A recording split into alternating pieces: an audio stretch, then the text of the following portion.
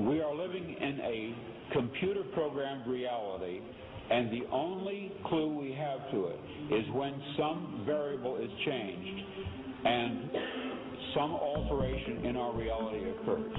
We would have the overwhelming impression that we were reliving the present, déjà vu, perhaps in precisely the same way, hearing the same words, saying the same words. I submit that these impressions are valid and significant, and I will even say this: such an impression is a clue that at some past time point a variable was changed, reprogrammed as it were, and that because of this an alternative world branched off.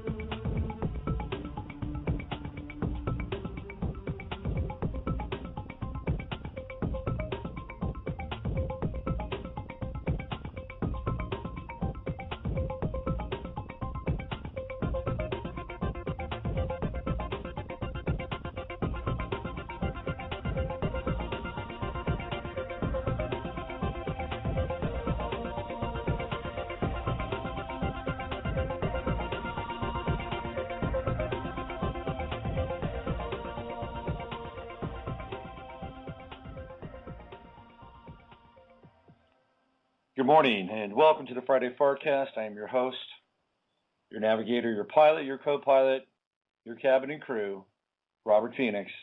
It's 10/5/2012 and it is the first day. We're getting very, very close to the first day of Saturn in Scorpio, which we will touch on today through the art and spirit and genius of Terrence McKenna, the famed psychonaut and Scorpio, who came up with the brilliant concept of Timewave Zero, which we're going to get into a little bit today.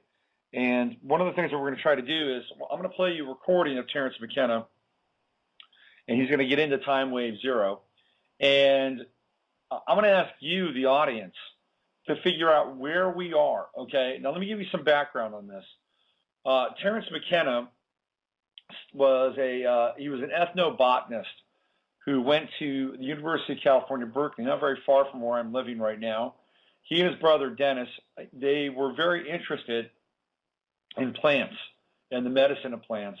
And as a result, they got very interested in medicinal, psychoactively medicinal plants, meaning peyote and mushrooms and ayahuasca and ultimately DMT. Terrence was not a big LSD head. He was not into LSD. And the reason why he wasn't into LSD was because all the substances that I mentioned to you, peyote, mushrooms, DMT, ayahuasca, they all have DMT within them. They have naturally recurring DMT, which is part and parcel of a substance called harmaline. And DMT exists in the human brain. So when he would ingest these substances, what he was doing was he was using the DMT of the plants, the hypopotentiated DMT within the plant itself, to unlock the DMT in his brain. So for McKenna, that was an organic experience. LSD does not have DMT in it, and LSD actually unlocks different neuroreceptors and different neuropeptides and creates a wholly different experience. LSD synthetic. And everything that McKenna was taking in order to explore these expanded states of consciousness was organic. So early on, he was hanging out in the sort of the jungles of Mexico, and he was taking mushrooms, large, copious amounts of mushrooms. And it was through these mushroom excursions, heroic doses of mushrooms that McKenna talked about or referred to, he would have these encounters with different forms of intelligence. He began to form kind of a glossolalia based on an alien tongue that he encountered during some of these journeys into the depth of the psilocybin experience. One of the things that came to him was this concept called Timewave Zero. And what he did is he took an algorithm that was based on the I-Ching. This is all the early days of computers. He took an algorithm based on the I-Ching, and he started it at year zero, which is the theoretical birth of Jesus Christ. And then he splayed this algorithm across time. And he was actually able to chart, again, based on the 64 hexagrams of the I-Ching, he was able to chart these peaks and valleys and what he called sort of the peak or the valley of novelty. So and you'll hear this on the video, he talks about these major momentous occurrences in time, like World War II, which is a peak of novelty, a height of novelty. And what he refers to or means by novelty is that there is a rush of invention and activity, human invention, human activity, human interactivity, some of which is positive, some of which is negative, some of which is light, some of which is dark, but it is fecund, and people are overwhelmed with the amount of activity and information and data. And one of the peaks he talks about, and you'll hear it on the video, is World War II.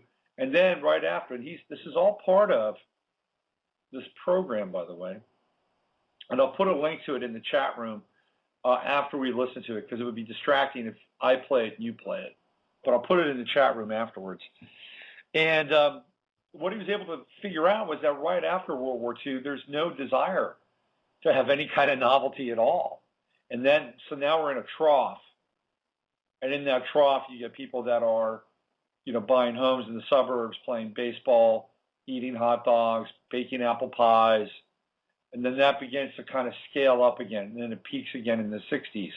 So you get to see all of these things happening with Timewave Zero. Now, keep in mind that Terrence McKenna did not have a very strong working knowledge, if any, of the Mayan calendar when he came up with Timewave Zero.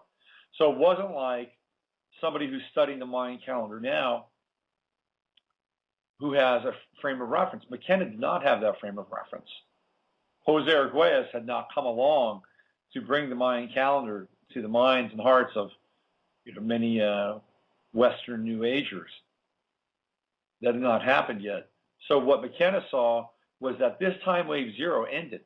This program ended at a particular point. And what point did it end at? 12, 21, 12. And then he discovered the Mayan calendar, and then it became very clear to him what was happening. And what he saw was that from the 1980s, which is when he came up with this Timewave Zero concept, from the 1980s through 2012, that there would be a compression of time, and that we would live out the entirety of human existence as time ran out on 12/21/12.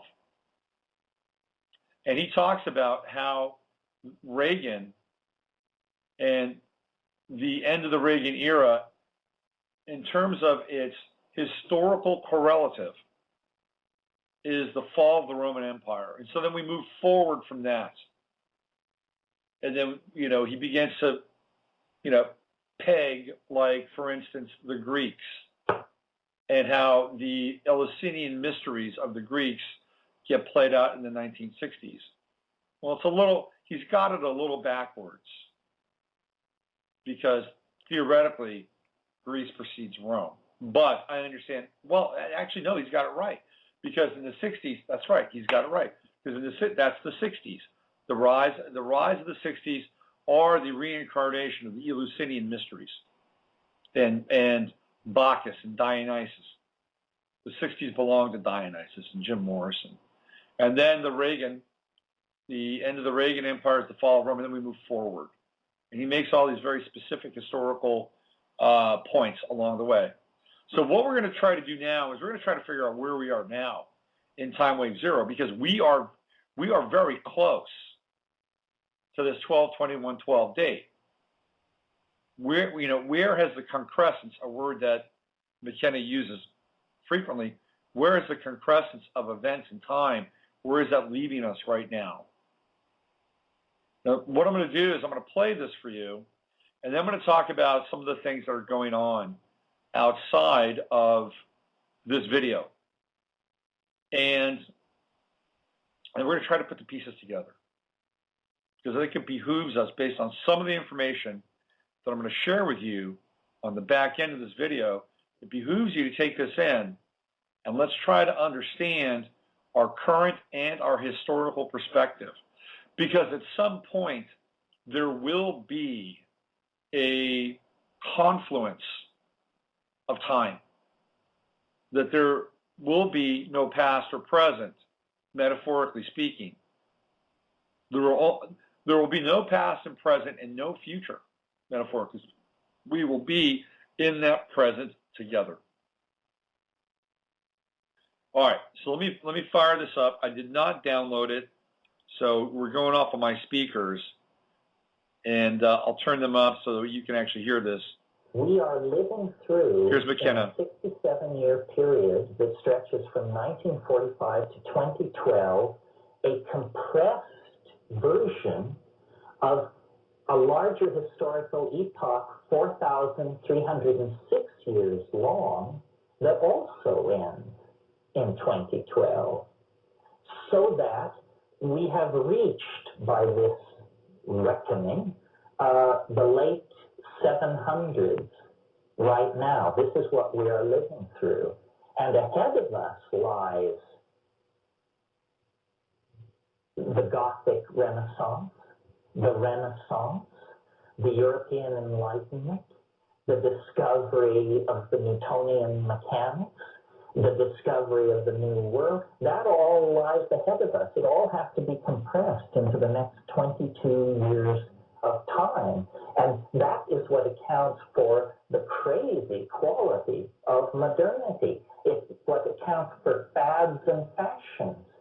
You know, hemlines are rising and falling in a rhythm based on the rise and fall of empires millennia ago. And these things are as causally linked as the orbit of the Earth is linked to the sun, you see. Because we are being drawn towards the attractor through shorter and shorter epochs.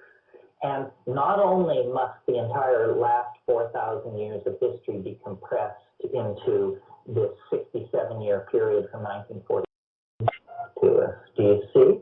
The way Joyce constructed Ulysses was he had a character who was walking around Dublin in a fog trying to buy some kidneys to fry for breakfast. And Joyce made of his peregrination from one seedy bar to butcher shop and back, bordello, he overlaid it over the geography of the Mediterranean and the chronology of the Homeric wars, the Trojan Wars, and produced a novel which was in resonance with a much larger historical period. I believe this is how reality really works. I mean, I have a saying, Rome falls 9 times an hour. And it's your job to be sensitive to this. You can feel it when it falls. You can feel the rise of Chaldea, the spread of the Slavic peoples, the burning of Choctaw while you're vacuuming your apartment or having sex, all that stuff. That cycling, those aren't your thoughts, those are the thoughts of the Gaian matrix as these resonances mesh and reflect and work their way against each other. Nazi Germany down here, World War II fought across the bottom of this trough. After World War II, everybody was sick to death of novelty. They'd seen about all of it they could stand. Death camps, radar, V-2 rockets, propaganda, radio, massive displacement of populations, eugenics, 1,000-year genetic control myths, master race theory, enough already. And after Germany was kicked to pieces, all people wanted to do was go home, have some kids, mow the lawn, put their feet up, and watch the game. And they did that. And this is the post-war Reconstruction era where the stress is all about, let's get back to normal. That was even a motto after 1945, return to normalcy and so forth. But then there are these, little called Sputnik, assassination of John F. Kennedy, so forth and so on. And then as you come across the top, right here, the great turning point, 1967, 68, you've got it all. You've got LSD, you've got a youth revolution, you have technology reaching for the moon, literally, and the moon landing is right there. So, and then it all, and that whole, the 60s obviously blew the lid off of things and started a descent into novelty in which we are still experiencing and reeling from. It's a direct resonance to Homeric Greece. And the hippies did have a Grecian quality. I mean, all those barefoot people in robes, practicing their vegetarianism and playing their flutes and gathering in green spots. Now notice that I have not reconfigured the wave from the first time when I said it for 6 billion years. We've come through planetary dynamics, we've come through evolutionary dynamics, we've come through the dynamics of ancient civilization. We now only have 5 years and 7 months on the screen. And what have we got? Okay, I'll show you what we've got. First of all, George Bush is elected right here, which means that Ronald Reagan leaves office right here. This is the absolute resonance for the fall of the Roman Empire. And Ronald Reagan clearly is the carrier of that energy, the imperial style, the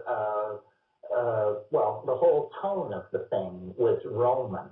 Now, we have to account for this. What is this low point? It's Tiananmen Square, on the money. And if you don't think that was a novel event, try to picture it. 2 million people crowd into the capital city of the largest governmental entity on the planet and bring it to a screeching halt until it finds a solution, mass murder, the most traditional solution to these kinds of problems, and then the wave turns up. There's nothing novel about murdering large numbers of people. That is the traditional response to many situations. Okay, Tiananmen Square is there. The next thing we have to account for is right there. I believe that dangers await only those who do not react in life. Berlin Wall comes down right there, on the money, on the day, right there. Okay.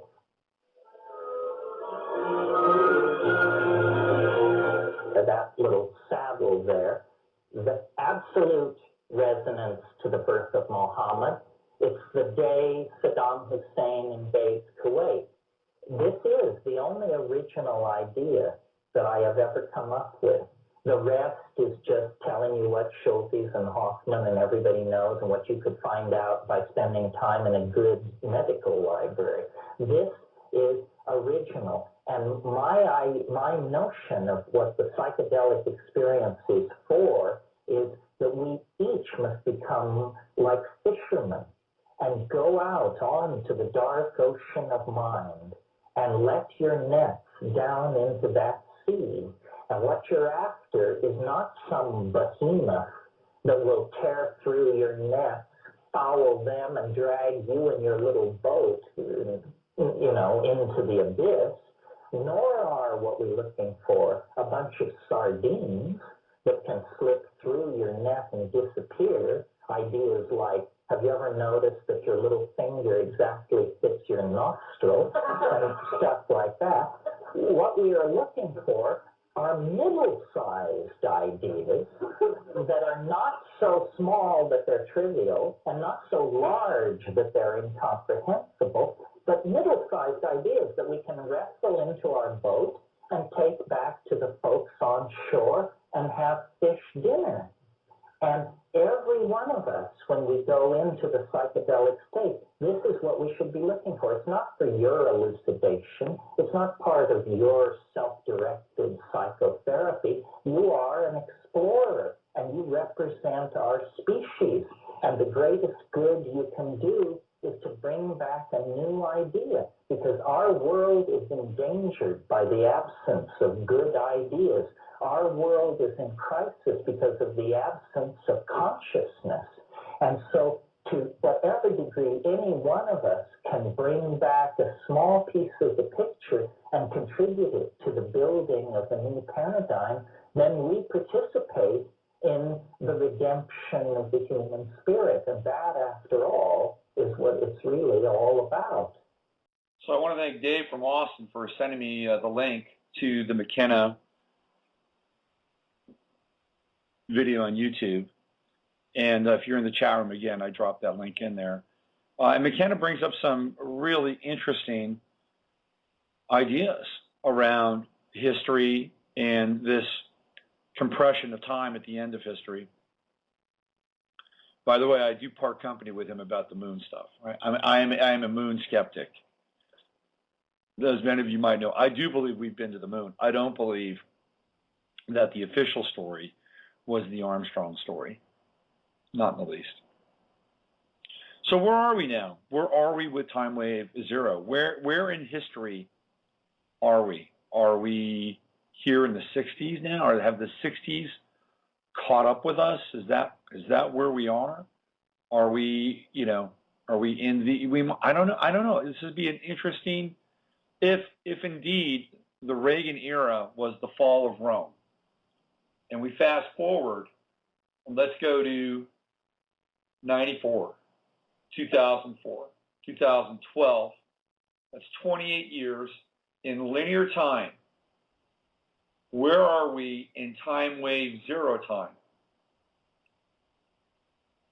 Now, I'm going to put that out to you before you call in, or you bring, where you think we are currently. I'm going to tell you about a few more things, and then you can feel free to dial in. First of all, one of the things, I just sent out the latest newsletter, and for some reason, I've been really fixated on Spain, and I've been fixated not just on Spain, but on what happened at one point in time at the edge of Europe, or Europe as kind of we know it, which theoretically ends, in Austria or France, okay? Because at that point, now you're moving into Poland, and you're moving into kind of, the Central European consciousness, which is a kind of a different consciousness. And then the further east you move, you're moving into Russia, and then you keep going, then you're into Mongolia, and you're into Kazakhstan, Kyrgyzstan, Georgia, all those places. But I was really drawn to Spain with the Spanish, what was happening around the Spanish capital, the government building in Madrid last week. And I got into Spain's astrology, which was really fascinating based on Pluto and what Pluto was doing recurrently through Spain's history. And as a result, I kind of went into this place where I became very interested on the life and death of Archduke Ferdinand. Now, Archduke Ferdinand, and this gets into this whole concept of timelines. And I did a big spread on my website about the death of JFK and the hacking of a timeline. Now, Truth Nova was in the chat room, and he was talking about how Cliff High has alternative timeline versions of Timewave Zero, which are interesting. And I would love to get Cliff on the show to talk about it. And I think that there's something to it because based on what I was looking at, and again, a lot of this has to do, in my estimation, with astrological resonance, whether it is intentional or unintentional. It cannot be mistaken, especially when we look at the death of JFK and the importance of Gemini in that alteration or hacking of the timeline. And without getting too fractal with it, essentially JFK is a Gemini, and he is assassinated on 11/22. You add up 11/22, it's 33. 33 is the number of the master, what is it, it's not the master mason, that's 22, it's the highest select prefect. That's the degree. And what do we have? We have 3 and 3, which is the mirror of one another, right? 3 and 3.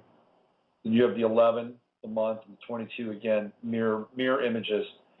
So the assassination of Kennedy is the alteration of a particular timeline. Now, that particular timeline, so if you go back, let's go back to 1900.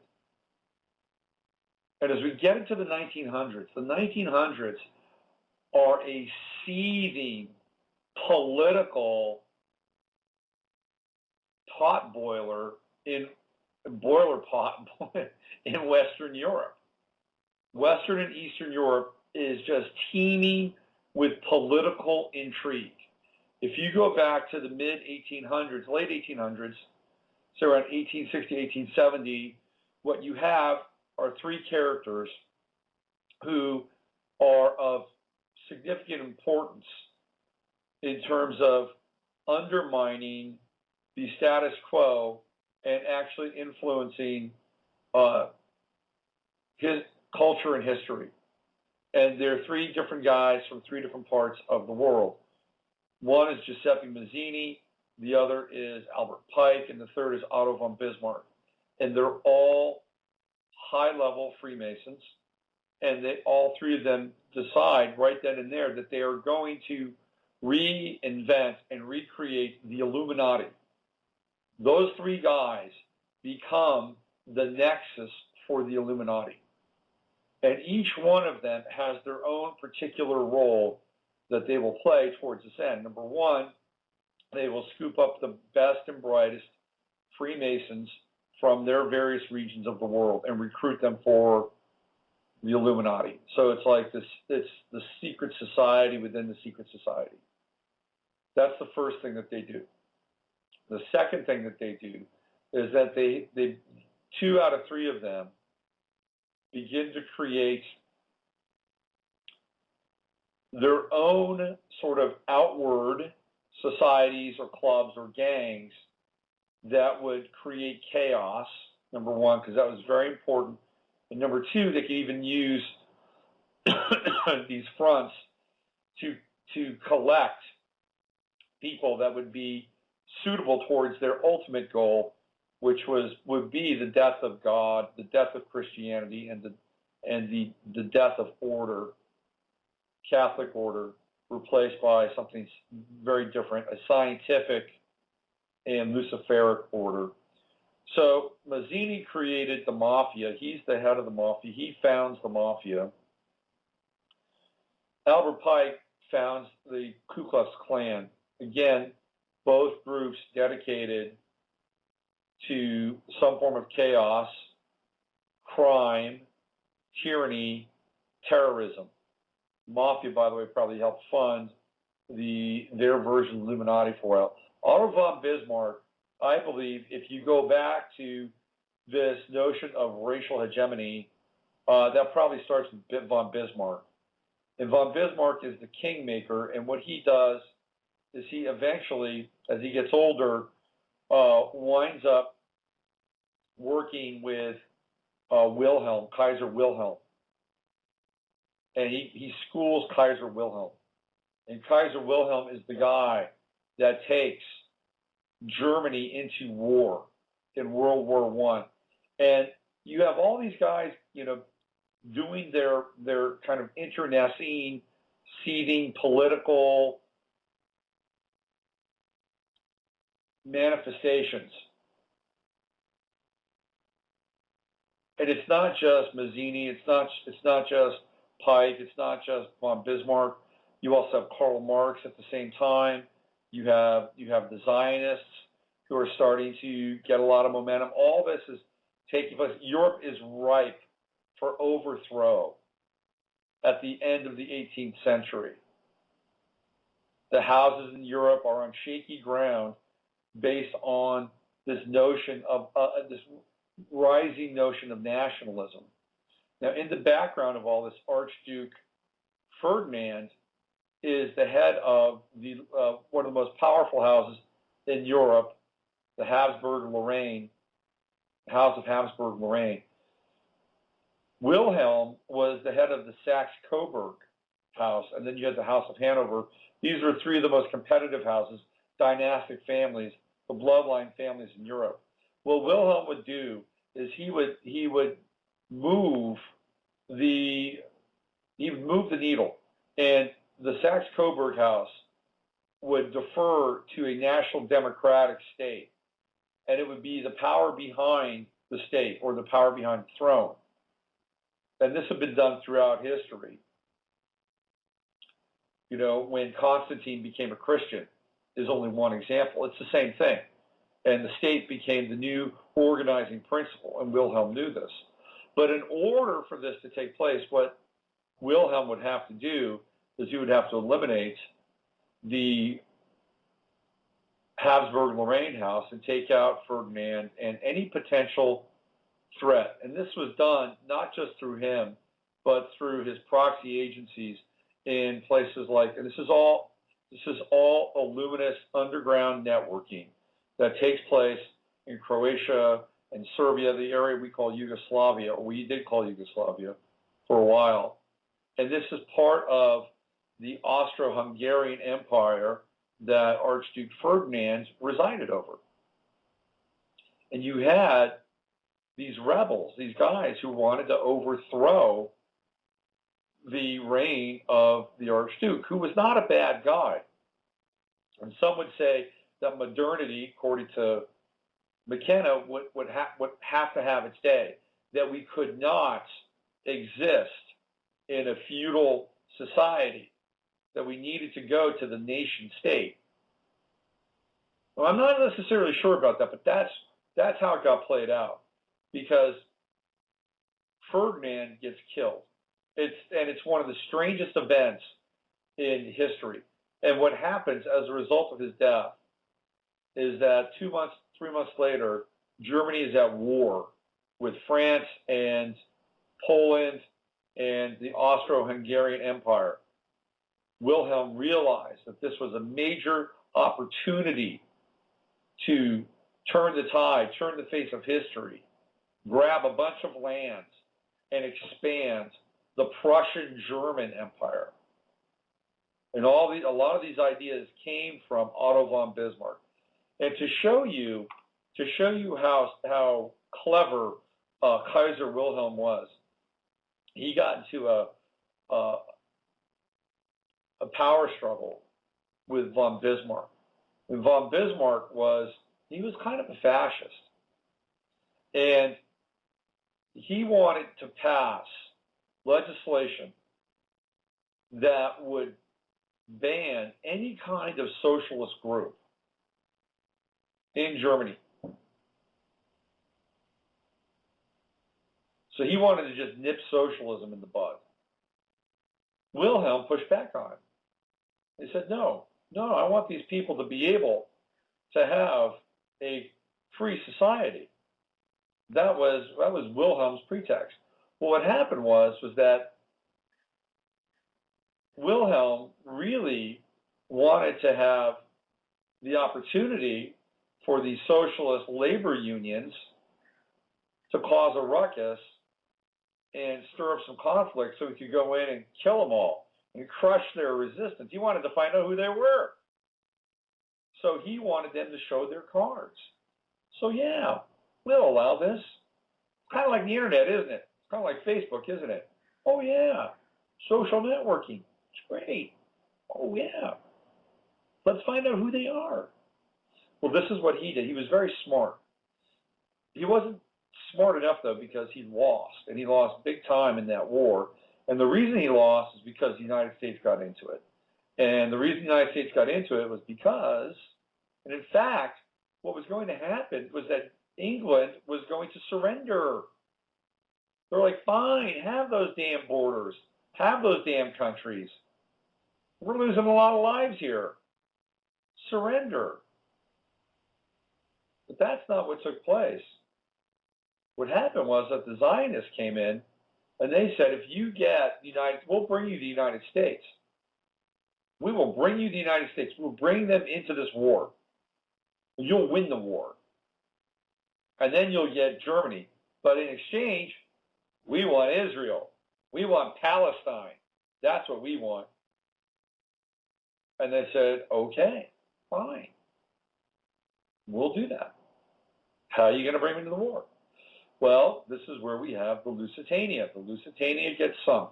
The Lusitania is filled with munitions, which is why it got sunk, why it sunk very quickly. So the Lusitania gets sunk. By this time, Woodrow Wilson was under the thumb of the Zionists.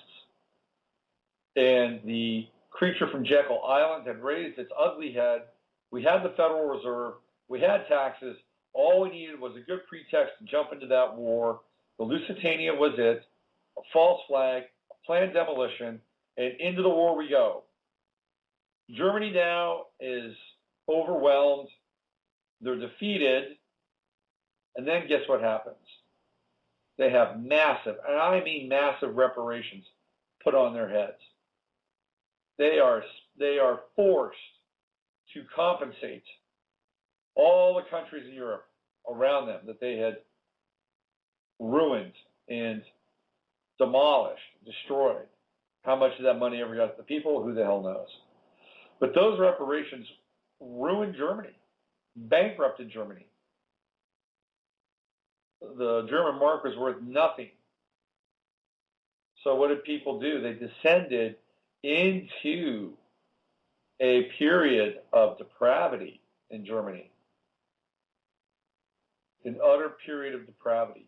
If you watch the movie Cabaret, you'll get a sense of this. In the movie Cabaret with Liza Minnelli and Sally Bowles, you get to see this period, this socialist democratic period, where it's pretty debauched. People are having pretty loose sex, prostitution's on the rise, people drink, there's no work, food is hard to come by, it's hard living. Germany's been demoralized, and there is a social and spiritual void that exists. And in comes Hitler, in comes the Socialist Democratic Party, and bang, it's the rise of the Third Reich. And you get to play the script out all over again. This doesn't happen unless Archduke Ferdinand, in his car, driving back to where he came from, which was ultimately Metz, and I'm going to get into Metz in a moment, and why this timeline thing is interesting.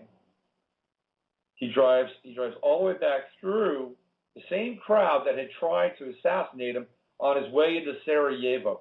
It's interesting, by the way, that the Winter Olympics were held in Sarajevo, isn't it? So the route he has to take is this V route. He has to go into this town, this small town outside of Sarajevo, and he has to do a quick V and then go out the other side. Now, as he went to Sarajevo, these guys decided they wanted to kill him. They threw a hand grenade onto the car, and one of the guys who was his bodyguard and the runners of the car took the grenade, exploded, he died. And as he's going back, the guy who originally tried to kill him was in a deli eating a bologna sandwich. and he couldn't believe it, but he saw Archduke Ferdinand, and he's like, well, shit, I better go out there. I better kill him.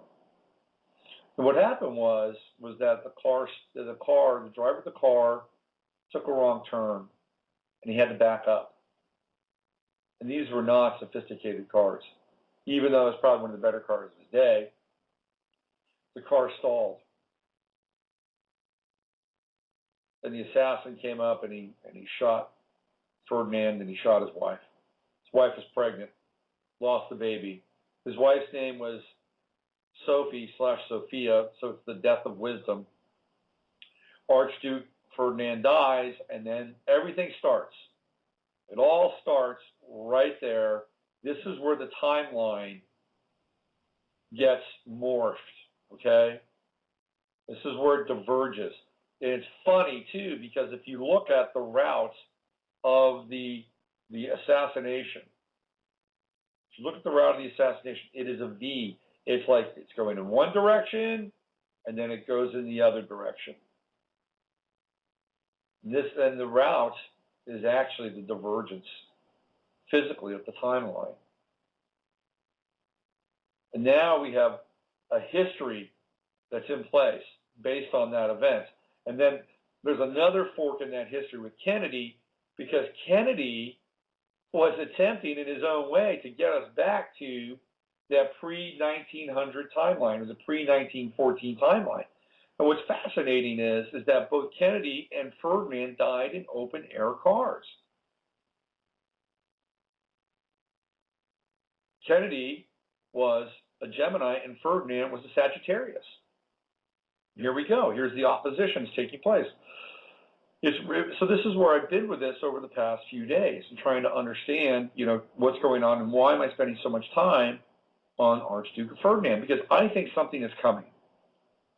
I think we're getting ready to see another event, because my sense here is that 2012 is the opportunity to get back to that original timeline. And that we're going to see something occur that will be yet another fork. Now, what's fascinating is that if you listen to the beginning of my show, I play a piece of music that I, pieced together. And in there is Philip K. Dick, and he talks about these divergent moments from this timeline. He talks about a hologram. He uses the language of holographic reality, and that changes are made to that holographic reality. And as a result of those changes, the world that we're living in is different than the world that we could be living in or should be living in. I hate to use the word should. And what's interesting about that talk is that it takes place in Metz in 1976. And Metz, it was, at that time, in 1914, the center of the Habsburg-Lorraine Empire. That was the center of it. And here Philip K. Dick is giving his talk in Metz, right where the first alteration of the timeline in the 20th century, in my estimation, occurs.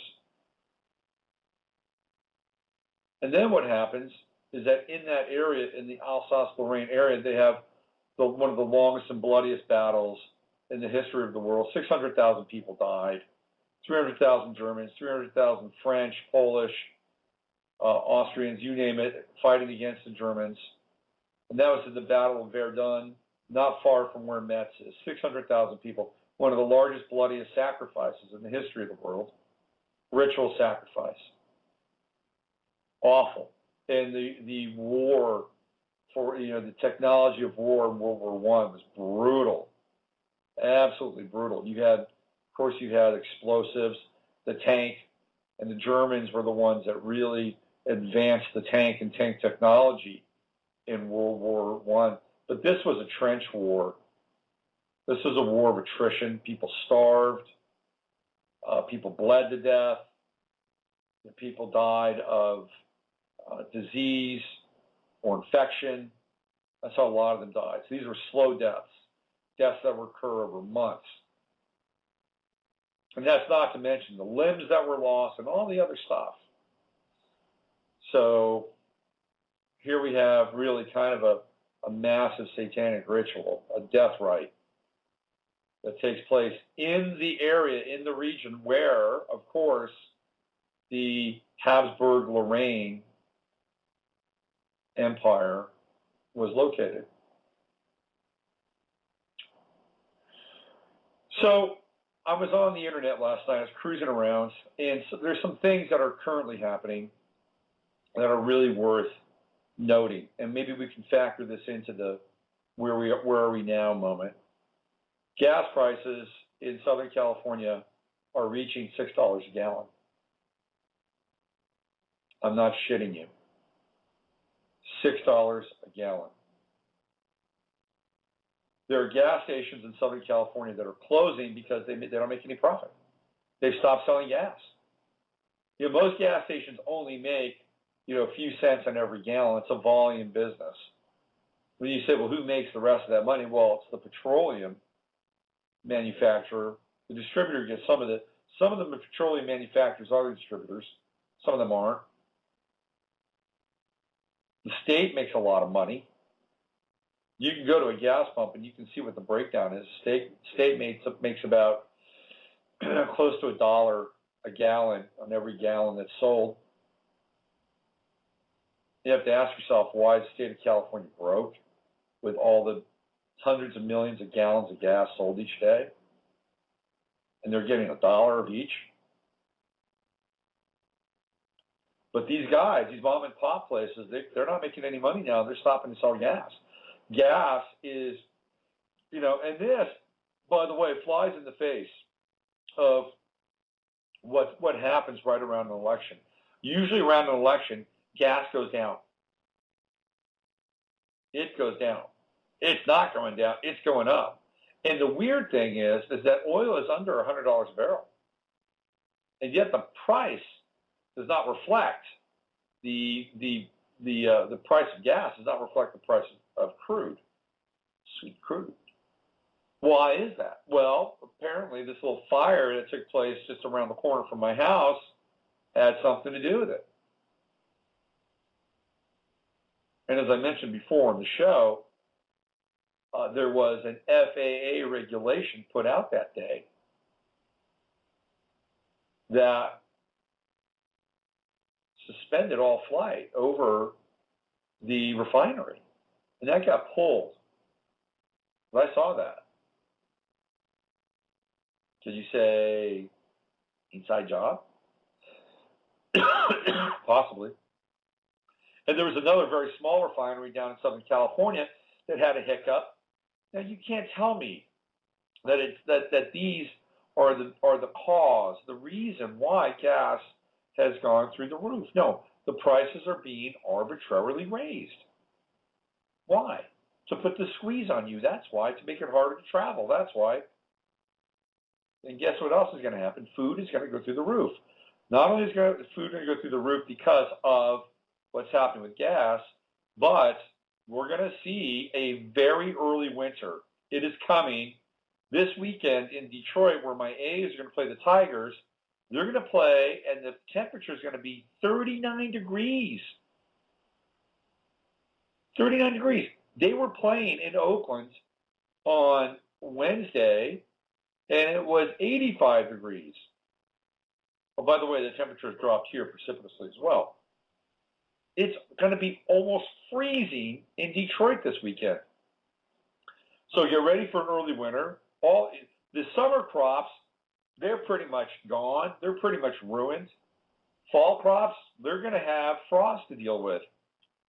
And guess what's going to happen now? The price of food is going to go up because of that. The price of food is going to go up because of the rise of gas.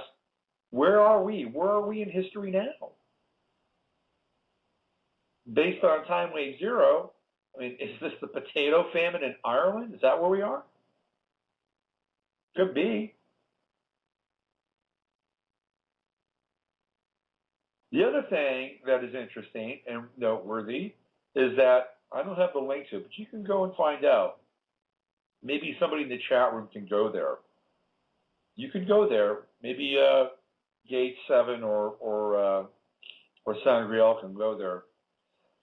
If you go to the .gov, right, the White House's website, you can look at what the schedule is for the president and the vice president. Okay, you can look at it. It's always up there. If you're listening to my voice now, you can go there now, and you can look up. And this is as of last night. Obama and Biden they have no schedule. After the debate, there's no schedule. No schedule. Okay, the guy is still president. Biden's still the vice president. There's nothing. There's no addresses. There's no public appearances. There's nothing. Why is that? Now Biden is supposed to have a debate on the 11th, and that's actually a very important debate.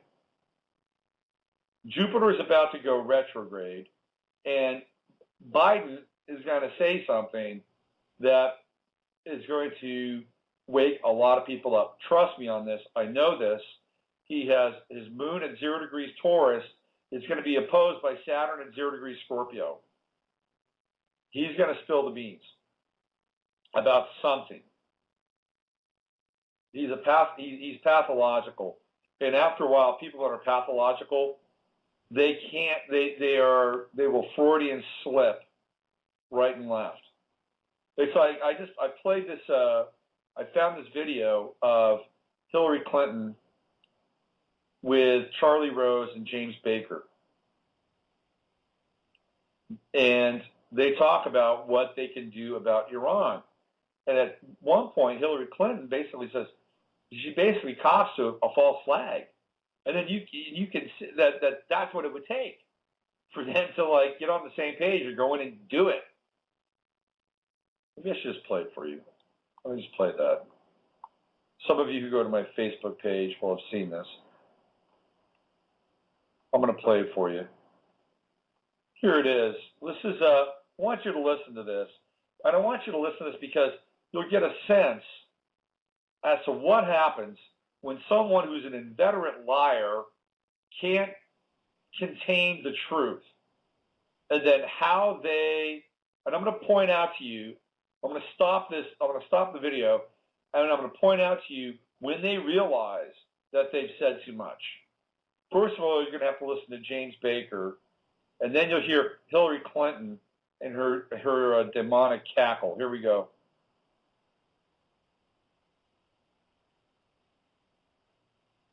Containment will not work. I agree with that. My personal position on that is this. We ought to try every possible avenue we can to see if we can get them to correct their desire and goal of acquiring a nuclear weapon, but we cannot let them acquire that weapon. We are the only country in the world that can stop that. The Israelis, in my opinion, do not have the capability of stopping it. They can delay it. But at the end of the day, if we don't get it done the way the administration is working on it now, which I totally agree with, then we ought to take them out. Secretary Clinton. Well, That's a Republican. I said at the end of the day. The end of the day may be next year. It will be next year. Yeah, I'm waiting. Look, I think the president has been very, very clear on this. He has always said all options are on the table, and he means it. They're having troubles now. The sanctions are not complete yet. We want to squeeze them down more, but they're having an effect. And then, frankly, there are those who are saying the best thing that could happen to us is be attacked by somebody. Just bring it on, because that would unify us. It would legitimize the regime. An argument is made constantly. So did you hear that? It will legitimize us. It will unify us. And then she stumbles a little bit. Here it is. Ready? Listen to her. And then, frankly, there are those who are saying the best thing that could happen to us is be attacked by somebody. So just bring it on, because that would unify us. It would legitimize the regime. An argument is made constantly on the hard line side of the Iranian government. Okay, did you hear those gaps and those little stammers? She realized in that moment that she had said a little too much, and then she tries to spin it just a bit. So this is what happens. Anyway, go to the .gov, and then you can check out what's happening with, or not happening with, Biden and Obama. But I do think Biden will be at the debate on Friday. Keep your ears open. Trust me.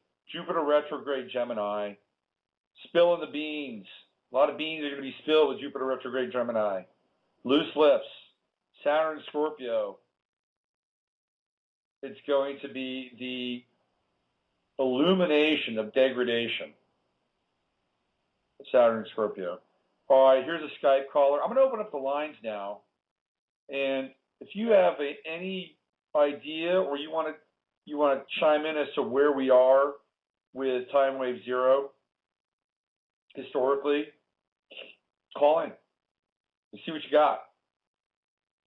Let's see what we can surmise as to where we are in history. Now, listen, if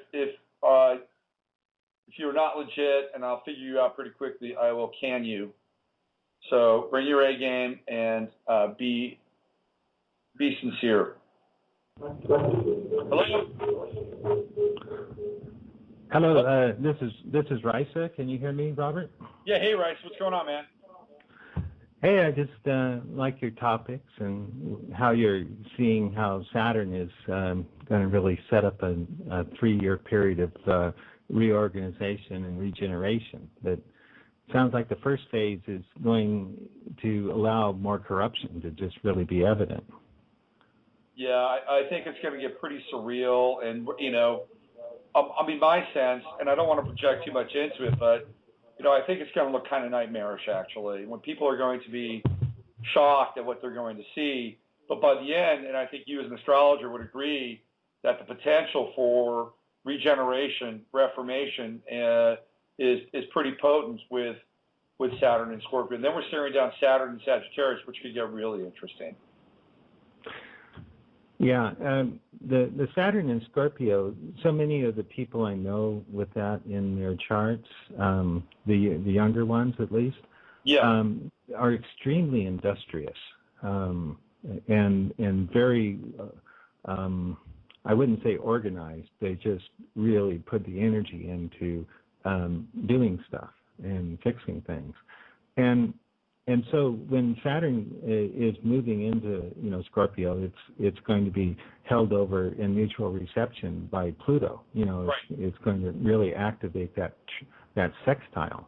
Yeah. And I know the biggest problem is that Jupiter in Gemini seems to just be exasperating the separation of everybody.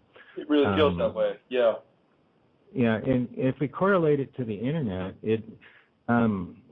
we created the gold ring and created about 10 million views on YouTube, but that was all in the early days before Google took it over.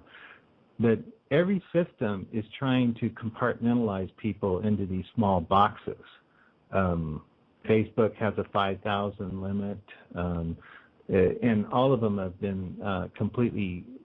Everyone's in a distracted mode. Do you sense that? Yeah, I do actually. I think that's a very salient point, and the distraction piece I think is pretty big. One of the things that I looked at with Jupiter and Gemini, being that I'm into sports, was this fiasco with refs and officiating in football. And one of the things that I put into my last newsletter was this play that took place at the end of the Seattle-Green Bay game. And if you look at referees, they are symbolic of duality. You know, their shirts are black and white. You know, they're there to officiate what's right and what's wrong. You know, there's this kind of clearly defined, you know, good and bad, winning and losing. You know, this is, to me, it really it typifies Gemini. And in that game, where you had these, you know, and you hold it up, right? So you have refs and you have replacement refs, you know, which is Gemini again. You know, it's like, you know, these two, they're the same, but they're different. You know what I mean? They're like imposters. Right. They're stand-ins. And then these stand-in refs at the end of this game were clearly the opposing player had intercepted the ball. And there was a guy, Golden Tate, for the Seahawks. He was credited for a touchdown, and he didn't even have the football. And you have one ref signaling touchdown. This is all in the same picture, by the way. And that ref is Caucasian. And then the other ref is black. So here you have the duality again, and the other ref is signaling interception and the ball going the other way. I mean, this is complete confusion, complete chaos. And at that point in time, it was very close to being anarchy in the NFL. And the people that are watching, this was a peak experience for that to happen. And very emotional. This was so symbolic of this whole Jupiter-Gemini thing just going off the rails. You know, something that happened, you know, with the debate, we had Mercury crossing Saturn at 29 degrees, you know, during this time period of this decision making. And it's symbolic of something a friend of mine told me. He said, they're just making fun of us now. They're just doing things to make fun of us. And so this was just to make fun of everybody in football, to say that we can do anything we want. And just like it keeps people in a state of absolute just confusion, I guess is the word. Yeah, and I think and I think there's more of that coming our way for sure. I wanted to ask you a question, as an astrological question. If Jupiter is in its fall in Gemini, do you think Jupiter retrograde corrects that fall or redresses that fall? Well, yeah, it's in detriment, of course, in Gemini. Right, detriment. Yeah, I know you. And, so do you think it redresses that? It brings people to facing the superficiality of Gemini on a massive basis. It's like looking at your computer screen now, and every site has 500,000 ads and different messages being pushed into your face. Yeah. But it's also affecting the educational system in a negative way. The dumbing down is in high gear. With everything, a multiple guess question, nobody cares what the answer is. It's just, I think it's C, right, or maybe A and D, right. So the lack of the logical mind being able to work is because it's being inundated by chemtrails, by poisons in the foods, by the EMFs, and all these things. Yep. So when we look at that proliferate, because Jupiter expands anything it's involved in, so it's expanding the whole negative logical mind, where it's completely reactive and distracted. And on the positive note, of what it's bringing, it is reassessing all of the communications. And so we have the NSA thing going into the into operation in Salt Lake. It's going to take more power than the city of Salt Lake, right. and that thing is an example of the surveillance kind of mentality that it's also bringing. It's the gossip gone run amok. They want to know everything about everything, every tweet, every Facebook comment, and on one level, you go, man, that is, really a New World Order kind of mentality. But in another way, we're moving into a collective society, a group consciousness. And unfortunately, the group moves by its weakest members, and society is trying to really create a lot in this area. But overall, Robert, I believe that this is moving forward with, like, the iPhone that was just released is also another indication of this kind of proliferation of technology that is smart technology. What Terrence McKenna was also talking about was the movement towards where technology and spirituality, as John Oliver speaks on too, is coming into synthesis. And so the new iPhone is not a phone. It's more of a singularity. It's a person, Well, it feels that way, doesn't it? Those things are unreal, what they can do. Yeah, and there will be further iterations, right? We're not even there. They're not done. No, but the Siri technology, the assistant, is really a singular database.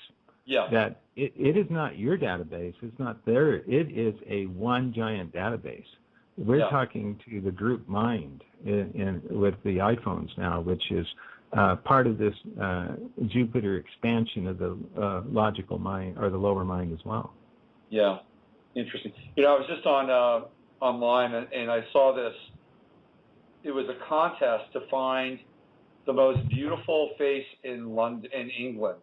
I don't know if you saw this, but this 18-year-old girl sent her picture in, and this was scientifically determined by, and you'll love this, by symmetry. That she had the most symmetrical face amongst other, data points, wide eyes, high cheekbones, but the symmetry factor played a huge role in her being chosen as the most beautiful woman in England based on all these pictures that have been sent. So, we get into, again, this these data points, Jupiter and Gemini, determining what beauty is. This analysis, this scientific analysis of beauty. It's not even a poetic analysis, right? And then the symmetry of the face, the right and the left, the 2 points of Gemini, is fascinating. And when it goes retrograde, I think it could be very interesting in terms of, some of this stuff not working in ways in which they intended it to, and also in forms of communication, people saying things that they mean to say, but they come out sounding quite different. And that meaning is revealed through that. So it's going to be a very interesting time. And the debate between Biden and Paul Ryan should be also fairly interesting as well. I believe, if I'm not mistaken, Ryan will have a sun trine going on at that time. So it should, in terms of his astrology, it should be very potent. And in terms of Biden, not so great. There's also a T-square happening that night with Mars, and I believe Neptune, Chiron, and then Venus. Yeah, so that's happening. And at the time of the debate, Venus is on the midheaven. So that the energy. I think that debate is going to be much more interesting than what happened in the last debate. But the last debate is pretty interesting in that Obama seemed incredibly subdued, and we've been discussing this with people, that it appeared as though somebody had talked to him before the debate and told him something, and like at the last minute, like, here, deal with this. And I have a friend who's in the chat room. She said she thinks that somebody got to him around the girls, that there was something about the girls, like, you got to lay back, or else this is what's going to happen to the girls, something along those lines. I'm not so sure. Yeah, well, they want to make it a contest. The election isn't anything more than a NASCAR race anymore. Sure. And it's just all fixed between two cars. Right.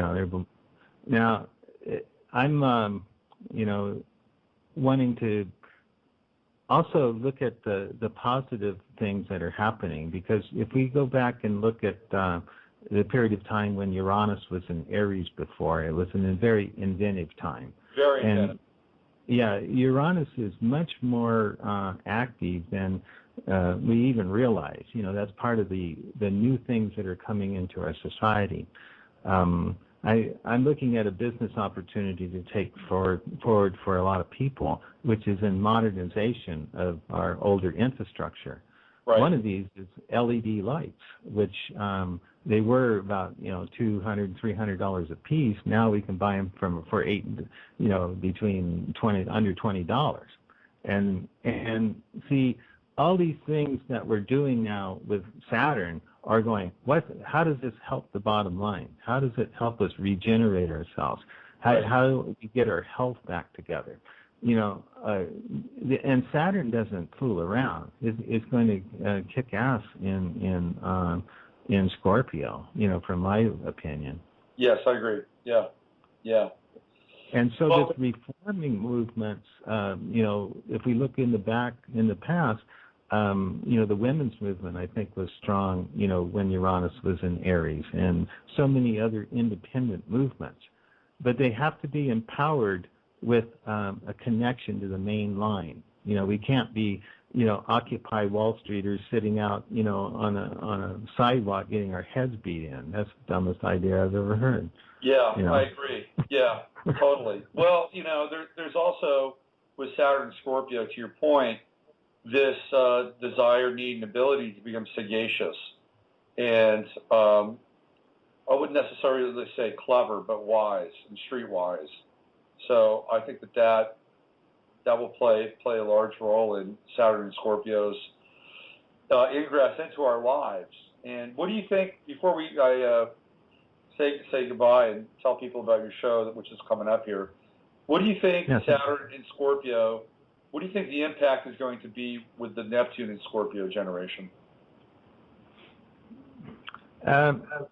Neptune, in my opinion, works through Jupiter and Mercury, just like Pluto works through Venus and Mars, and Uranus works with Saturn and the Earth, Moon, Sun.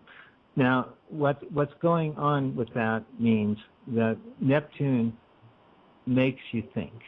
It makes you wonder. It makes you look into things deeper. And especially because it mystifies you. It like puts you in the Neptunian fog.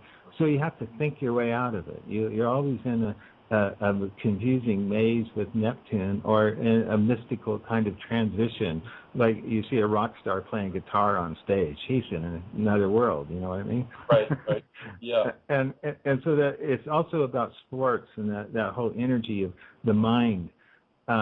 So on one level, it's working with Neptune to get people to get clear in their communications.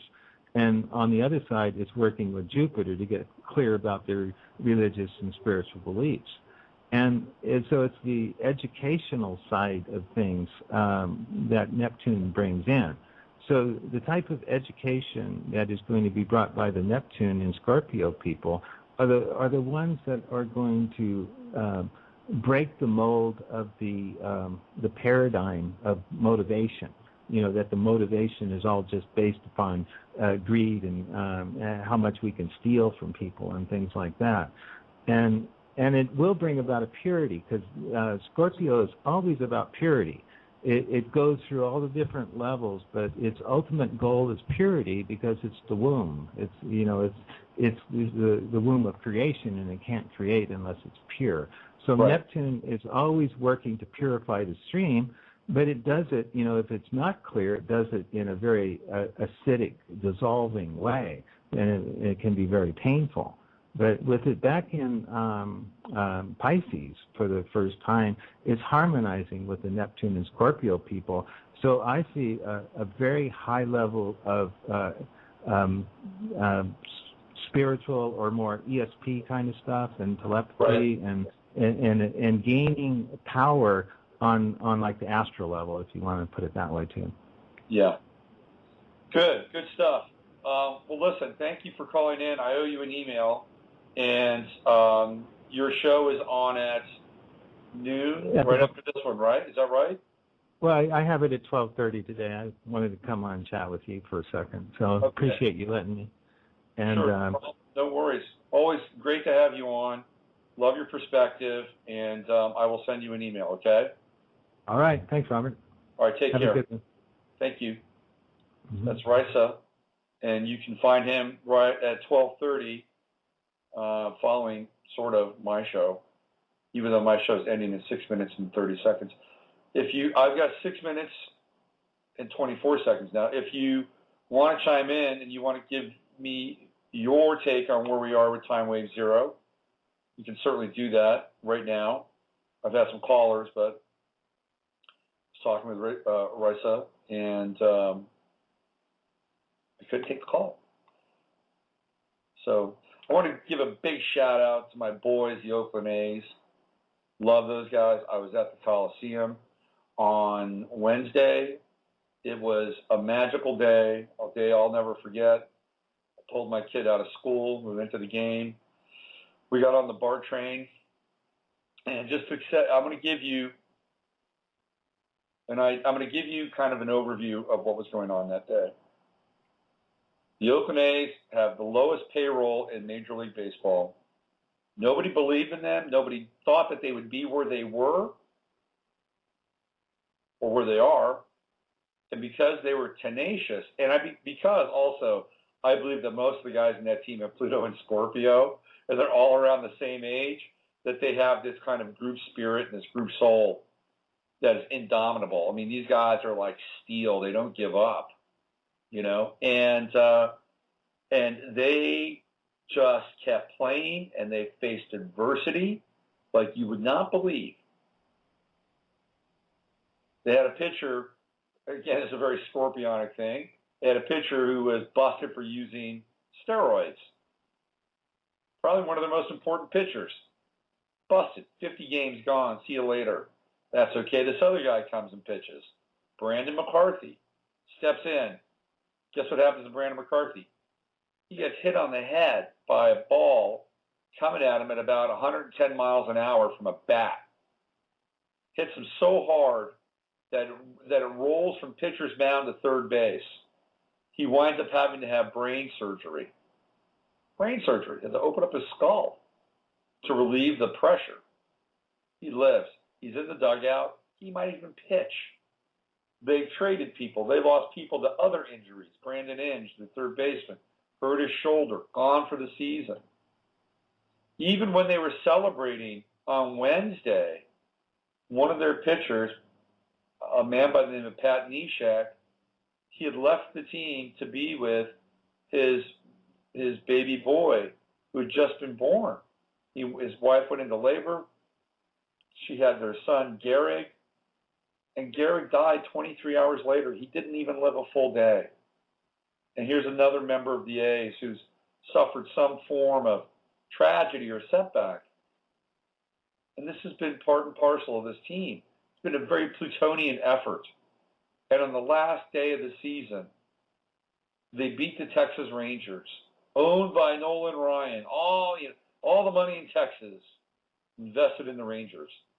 And they beat the Rangers. And it was the first day of the year that the Rangers were not solely in possession of first place. And it was the first day of the year that the A's were in first place by themselves. The first and last day. It came down to that game. I was there. I watched it. It was tremendous. Absolutely tremendous.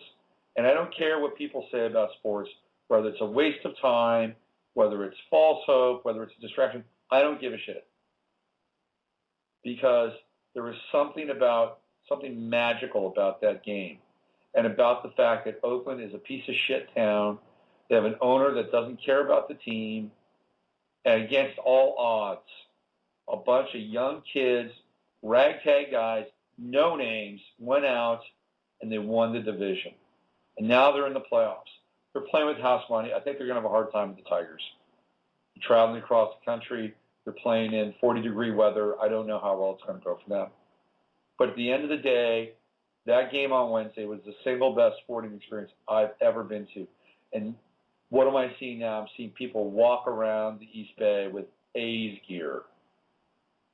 Now, what's really funny is the A's are owned by David Fisher, who owns the Gap. He's got a lot of money, but they don't treat the team like it has a lot of money.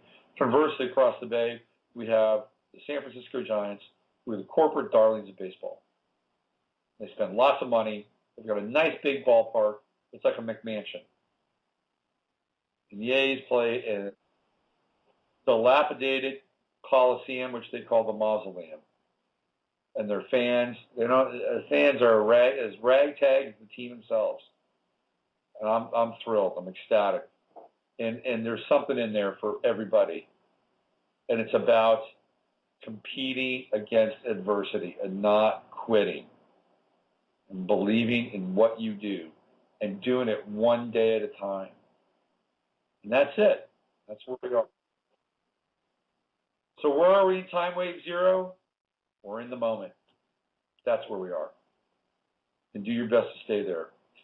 I'd like to thank Raisa for coming on and sharing some really wonderful insight into astrology. Use your head to discern what's real, your heart to see open to what's possible. This is Robert Phoenix, and you've been listening to the Friday FARcast. I'll be back on Monday with the mashup. Wednesday, Ra Aku, the Cosmic Physician, and on Friday, we're going to have Claire Kuhn, and we're going to get into free energy.